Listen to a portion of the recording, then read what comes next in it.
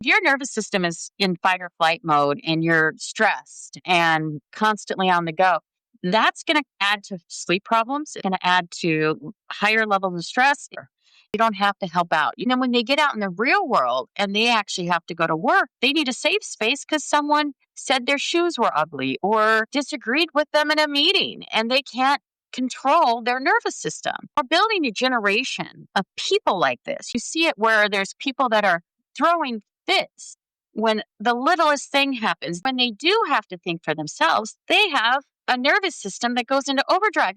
When you learn how to regulate your parasympathetic nervous system, and you can recharge yourself and you don't allow things to impact you. If you're the type of person that screams and yells at them, you're not regulating your nervous system. People that are able to regulate their nervous system, you're going to find they are more successful than other people. They tend to be able to handle situations that are challenging easier because they don't let little things get to them. You're going to need to learn to self-regulate because you may have grown up in a way that didn't allow you to self-regulate. So now is the time to learn. If you don't self-regulate, if you don't get back into a rest, restore type of parasympathetic nervous system and you let your sympathetic fight or flight take over, what's going to happen is you're going to develop chronic stress. Now, chronic stress can happen because you're in a terrible situation, but chronic stress will lead to inflammation. Your physical health is going to go to crap, to put it nicely. Once your physical health goes, typically what happens next is your mental health goes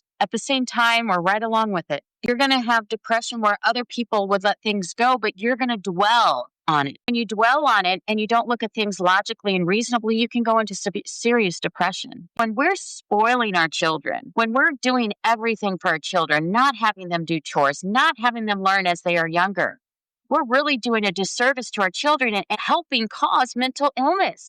Remember, we are causing the mental health breakdown in our society. Remember, you are in control of your nervous system and you have to go out there and you have to face challenges in order to regulate it. But when you get into a relationship with somebody that self-regulates their nervous system, you're going to notice they're calmer. There's emotional safety there. They don't fight with you over silly, insignificant things. It's kind of a little boring, comfortable. It's okay though, because you have enough going on in your life, probably with work and everything else, that you don't need the crazy. Self-regulation is so very important, but you only get there if you focus on it. We need to toughen up the men and the women. We need to let them think for themselves, but they need to toughen up.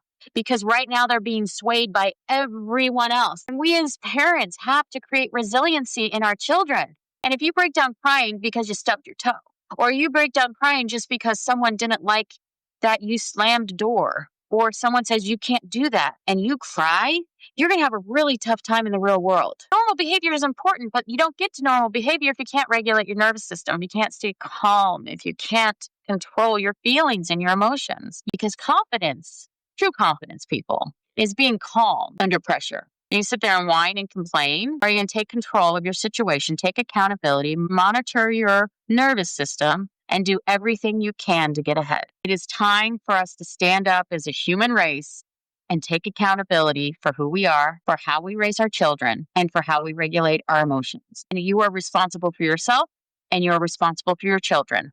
It's time to build confidence in ourselves, confidence in our children, and respect other people. Your race, your gender, and your background is not what's holding you back. It's your mindset. It's your mindset of not taking accountability for who you are, what you've done, and where you're at. If you build your identity around self-trust, not victimhood, and strength and calmness, and you teach that in your children, you're going to have power. Self-regulation equals power. Accountability equals freedom and growth. And we need that in this world now more than ever. And they will say in unison, we stay calm. Every child should know that. Master your emotions, master your accountability, master your nervous system, and you will master your life.